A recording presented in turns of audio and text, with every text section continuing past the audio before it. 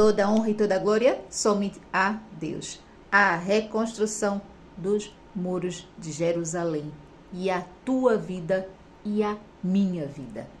O que será que a nossa vida tem a ver com a reconstrução dos muros de Jerusalém? Vamos a isso. Então, os muros de Jerusalém e os portões haviam sido destruídos e queimados pelos inimigos de Israel. E o povo havia sido levado cativo por desobedecer ao Senhor. Então, Neemias, que era um profeta, ele é levantado pelo Senhor para reconstruir esses muros. Neemias também era o copeiro do rei. Ele servia à mesa do rei. Então, um dia, ao qual Neemias fica sabendo notícias do muro, dos portões, da cidade, ele está com seu semblante, seu rosto muito triste. Então, ele está servindo o rei e o rei percebe que ele estava triste e pergunta a Neemias: o que é que se passa com você? E Neemias diz: meu rei, o que se passa é: os muros da minha cidade foram destruídos, os portões foram queimados. Aquela cidade é importante para mim, para o meu povo, e os meus antepassados estão lá sepultados, e é por isso que eu estou triste. E o rei fala: Neemias, o que eu posso fazer por você? Então Neemias diz: rei, me permita que eu vá até lá, permita que eu reconstrua aqueles muros e aqueles portões e me ajude na questão do material, da logística, de tudo aquilo que eu vou precisar e de pessoas. Então o rei diz: tudo bem, Neemias, eu consigo o material, eu consigo as pessoas. E quanto tempo você vai demorar lá? Neemias diz: X tempo. Então o rei diz: toca a obra, Neemias. Tudo que você precisar da minha parte, fale com as pessoas responsáveis e segue para Jerusalém. Então foi isso que Neemias fez. Neemias, ele sai do palácio, ele faz um planejamento minucioso do material que ele vai precisar para reconstruir o muro e para reconstruir os portões, que eram de madeira.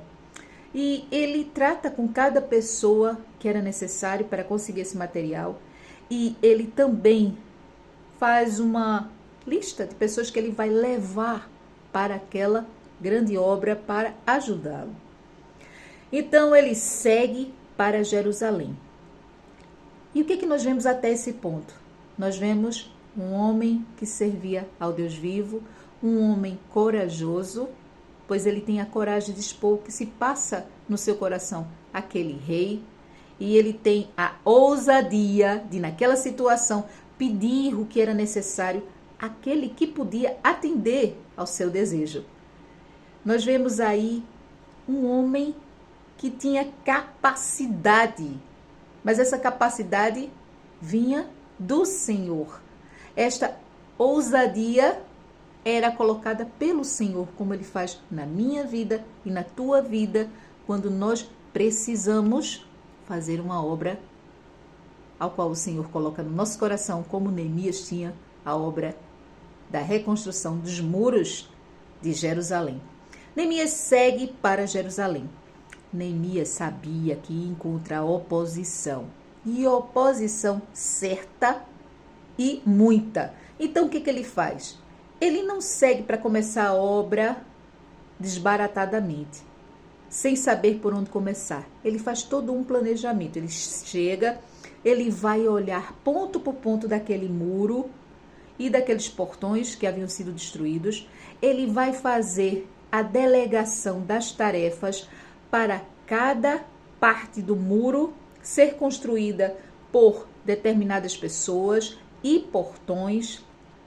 E Neemias, nos 3 primeiros dias que está lá, não fala com ninguém, fica só a observar o que ele teria que fazer, planejando e orando ao Senhor por aquele projeto, para que Deus lhe dê estratégias para que a obra não parasse e fosse concluída dentro do tempo que o rei, não é, tinha acordado com ele.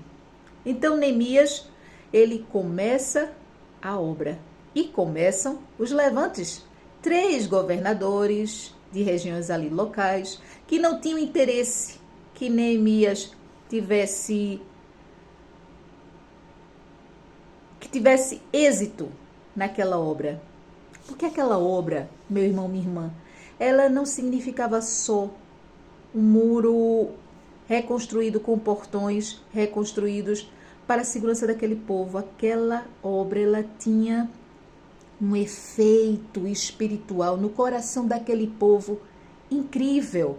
Significava a reconciliação com o Senhor, significava que Deus estava naquele negócio, significava algo poderoso agindo a favor de um povo que ainda estava em cativeiro, mas que tinha naquele muro o significado da proteção do Altíssimo.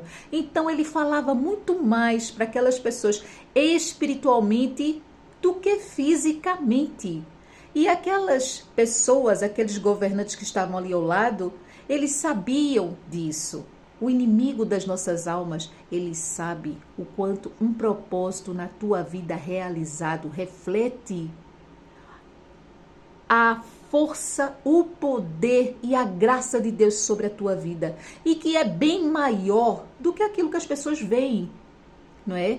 Então ele vai fazer de tudo para paralisar, como Tobias, Sambalate e Gesem. Esses 3, eles tentaram várias táticas. A primeira foi zombaria, humilhação, escárnio, a tática psicológica do inimigo. Não conseguindo, eles passaram a técnica mais grave, não é? A técnica de tornar as pessoas suscetíveis a ataques, pois eles atacavam quando menos se esperava. Eles levantavam pessoas contra o povo para que eles fossem atacados. Então, para que isso não acontecesse, Neemias viu estratégias onde o povo trabalhava armado, mas trabalhava e a obra não parava. Enquanto uns trabalhavam, outros vigiavam e havia um revezamento e a obra não parava. Então, Sambalate, Tobias e Gesem foram para outra técnica. Escreveram uma cartinha para Neemias, dizendo: Neemias, vem ter conosco. E o que foi que Neemias respondeu?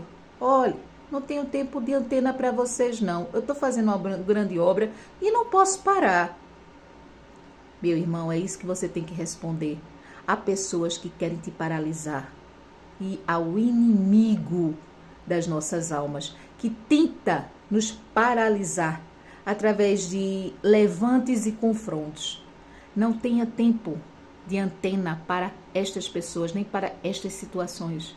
Seja firme naquilo que você está a fazer. E foi isso que Neemias fez. E por 4 vezes eles tentaram e não conseguiram. Até que escreveram uma carta para Neemias dizendo: olhe, vamos dizer ao rei que você está tentando se revoltar, está construindo aí esse muro para ficar cercado aí dentro da cidade e se revoltar e se declarar rei. Então Neemias responde: isso não passa de mentira, disfarçatez e delírio da sua cabeça.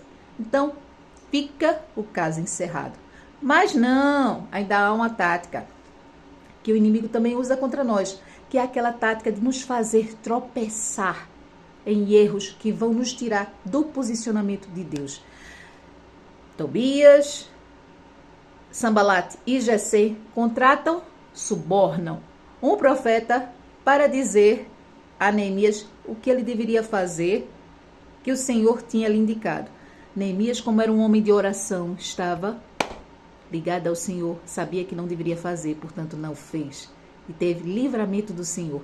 E quando nós andamos na palavra do Senhor, na presença do Senhor, não é qualquer palavra que nós escutamos e nós sabemos detectar onde está a mentira. Por isso, os muros de Jerusalém, eles se comparam aos projetos de Deus na tua vida e na minha vida, quando eles são completos. A obra reflete a glória de Deus na nossa vida. E o inimigo tenta parar. E você vai dizer: não vou parar a obra vai continuar para a honra e glória do Deus único. E ela vai refletir o poder de Deus na minha vida.